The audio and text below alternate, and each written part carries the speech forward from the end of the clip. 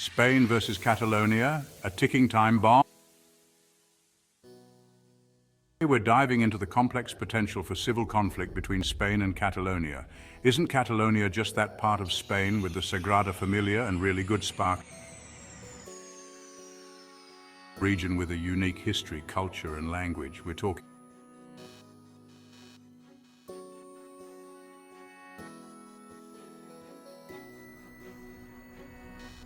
of a situation.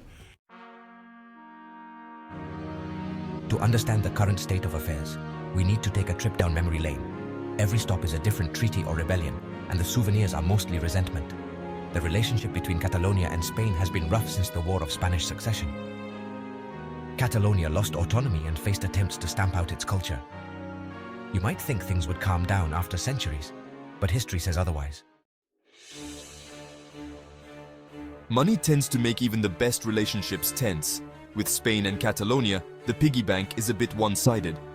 Catalonia is an economic powerhouse, contributing significantly to Spain's GDP. It's like that friend who always picks up the tab but never chooses the restaurant. This has led to resentment towards the central government. Imagine for a moment that you're really into something. Now imagine someone telling you that you're not allowed to be quite that into it anymore.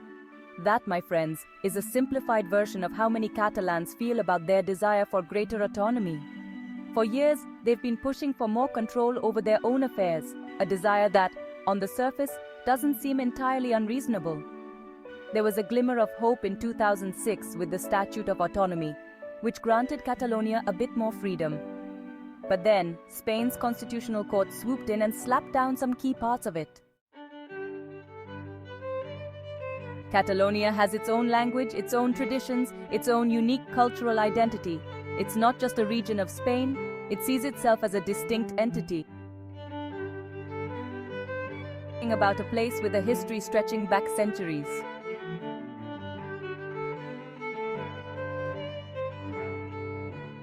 Costume party dressed as a masterpiece, only to have everyone assume you're just a slightly confused art project.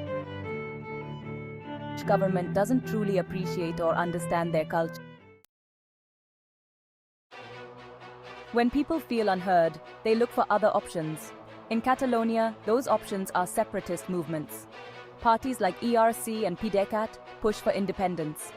The 2017 referendum, illegal by Spain, fueled the fire. It showed the deep desire for independence. Remember that whole deemed illegal part about the 2017 referendum? The Spanish government wasn't kidding around. They responded with a crackdown, deploying police eager to hand out baton-shaped souvenirs. Many said, hey, maybe using force to silence dissent isn't the best look, Spain. Unsurprisingly, this heavy-handed response only strengthened the resolve of many Catalans. Remember the 2008 financial crisis? The fallout hit Spain hard, and Catalonia wasn't spared. Austerity measures were imposed, belts were tightened, resentment grew, calls for independence got louder. The economic strain added fuel to the fire of discontent. Remember when your parents told you it's not good to pick sides? In the Spanish drama of Catalonia versus Spain, picking sides is unavoidable. The political landscape is so polarized that even ordering coffee could spark a debate. Pro-independence Catalans wave Senyera flags, demanding self-determination. Others believe in a unified Spain, waving Spanish flags.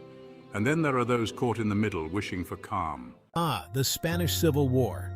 A conflict so divisive it makes your average family Thanksgiving look like a picnic. Its shadow still looms large over Spain, especially Catalonia. Catalonia was on the losing side, facing harsh repression. Fast forward, and those wounds haven't healed. Catalans still hear echoes of boots marching in the streets.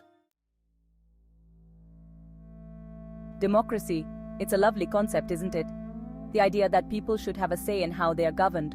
Of course, like most things in life, it's a bit more complicated in practice. Many Catalans feel that their democratic rights are being trampled on like a grape in a sangria shortage. They see the Spanish government's response to their independence movement, the crackdowns, the arrests, the general dismissiveness, as a sign that their voices aren't being heard. And when people feel unheard, well, that's when things tend to get messy.